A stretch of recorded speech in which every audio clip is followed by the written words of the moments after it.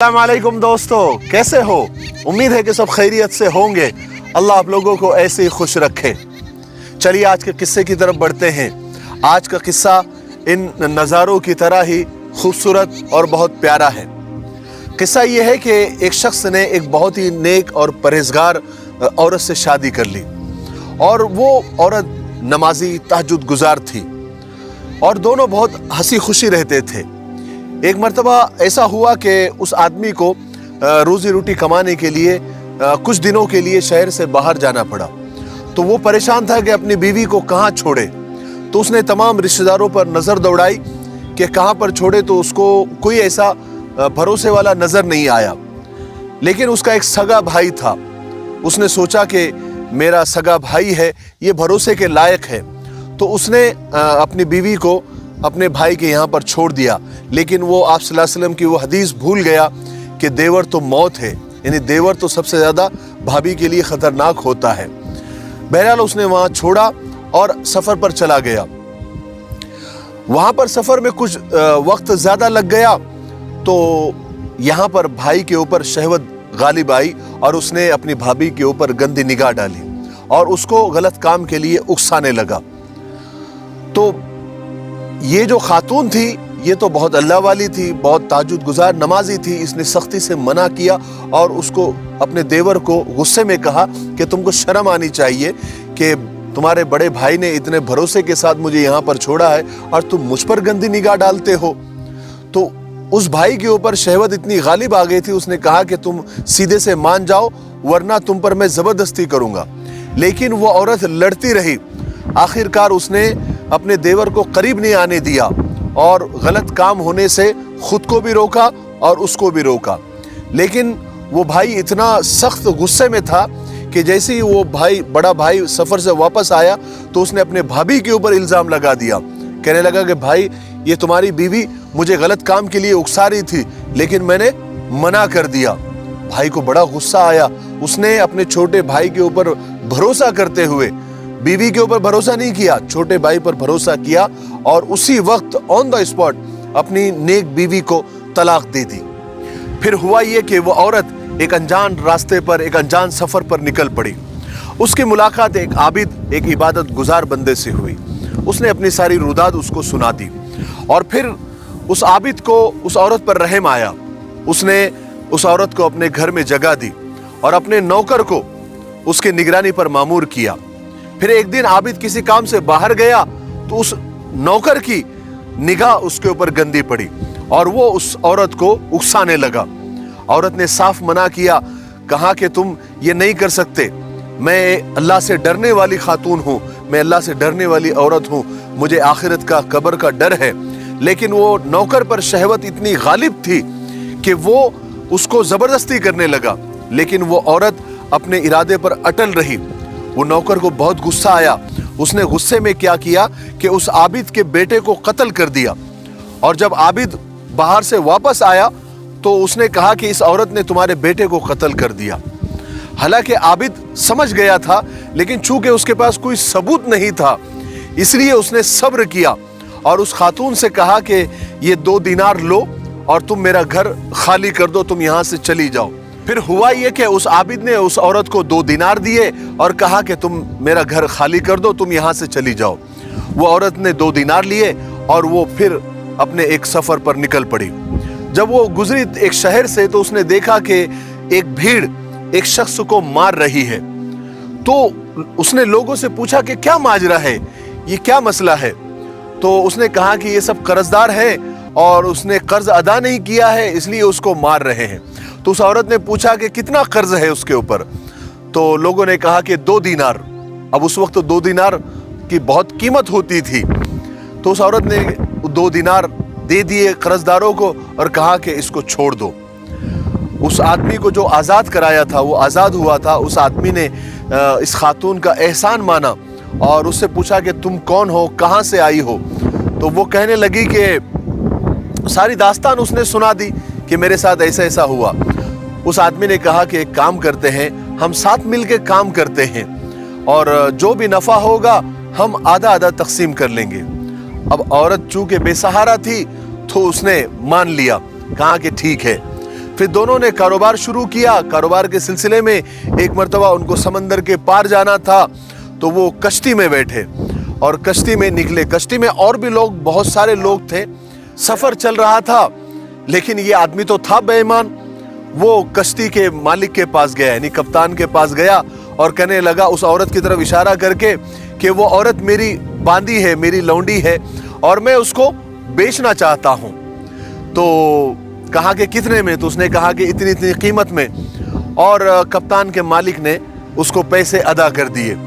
अब पैसे अदा करने के बाद किसी तरीके से वो आदमी वहां से भाग निकला। अब वो औरत उसको तलाश कर रही है कि वो कहाँ गया, मेरा जो पार्टनर था, मेरे जो कारोबार में साथी था, वो कहाँ चला गया।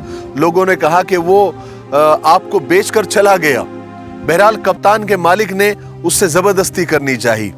उस खातून ने अल्लाह से मदद मांगी कि अल्लाह ये मेरे साथ क्या हो रहा है, ये अल्लाह तू मेरी मदद फरमा।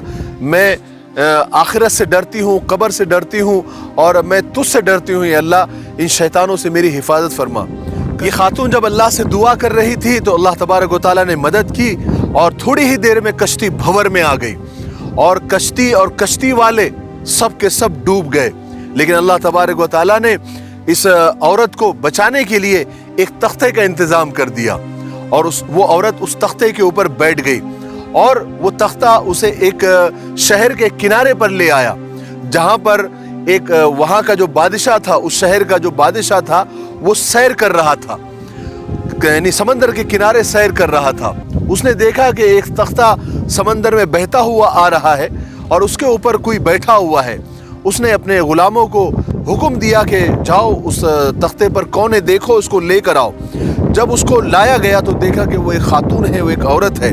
बादशाह ने उससे कहा कि क्या माजरा है और क्या किस्सा है, तुम इस तरह से इस हाल में कैसे पहुंची?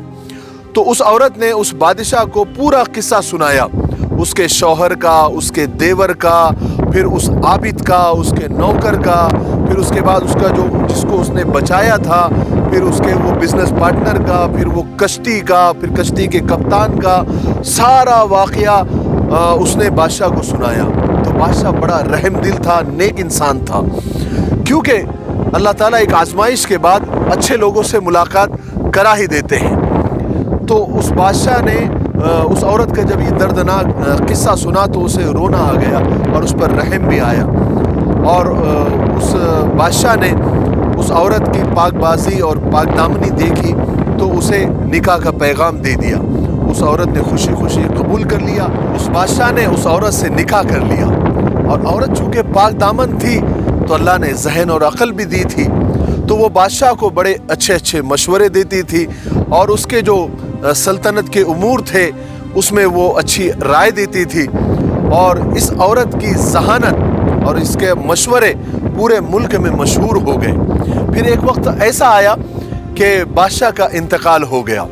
अब मसला आया कि किसे बादशाह बनाया जाए और इस औरत की जो जहानत थी, इसके मशवरे थे, इसकी राय थी, इसकी आइडियाज़ थी, ये पूरे मुल्क में मशहूर थे।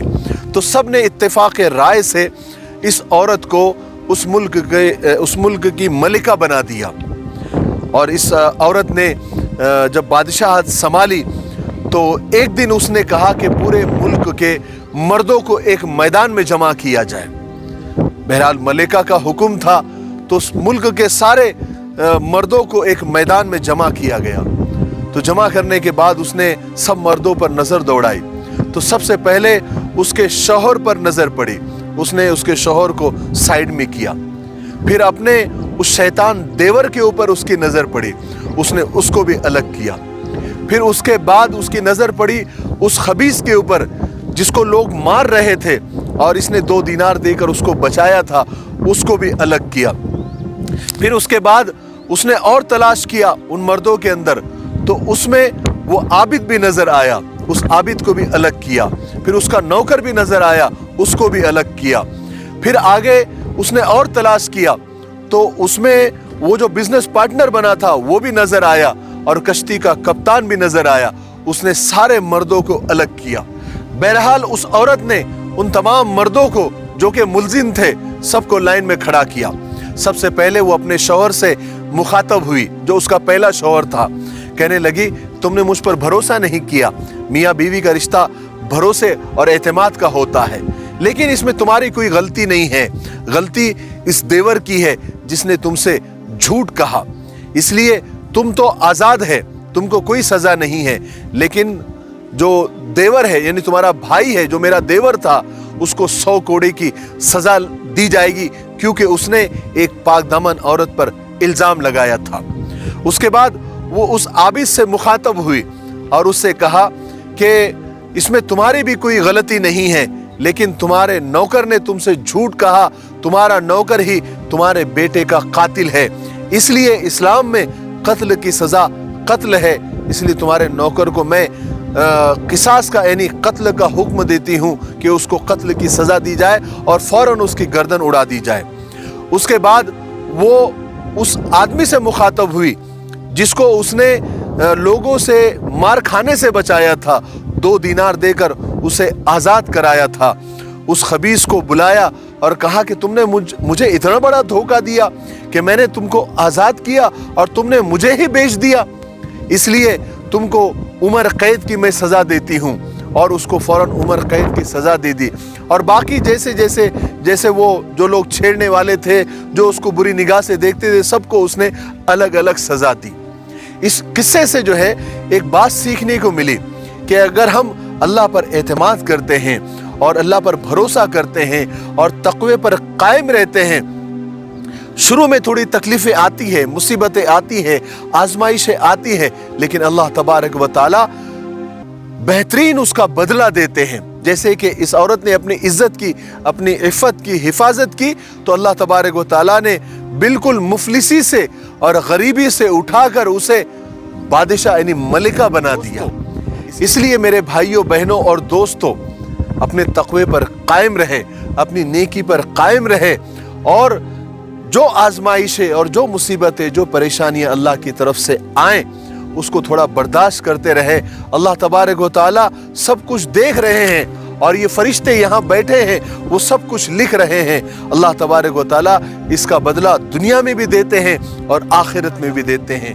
मुझे उम्मीद है कि आज का किस्सा आपको पसंद आया होगा और साथ साथ ये जो नज़ारा हमने आपको बताया बैकग्राउंड में, ये भी आपको पसंद आया होगा। आप लोग सोच रहे होंगे कि ये कहाँ का नज़ारा है, तो मैं आपको बता दूं कि ये हमारे कोंडवा के करीब इस घाट को बापदेव घाट या बोपदेव घाट ऐसा कुछ कहते हैं, ये वो है। और वो जो रास्ता नज़र आ रहा है वो हमारे कोंडवा से सासवड़, बारामती और जेजूरी वगैरह जाता है। और ये जो सरसब्ज़ शादाब पहाड़ है, ये बहुत खूबसूरत है। और वो जो दीवार नज़र आ रही है वो हमारे हाजी उस्मान साहब तालाब उनकी ज़मीन है।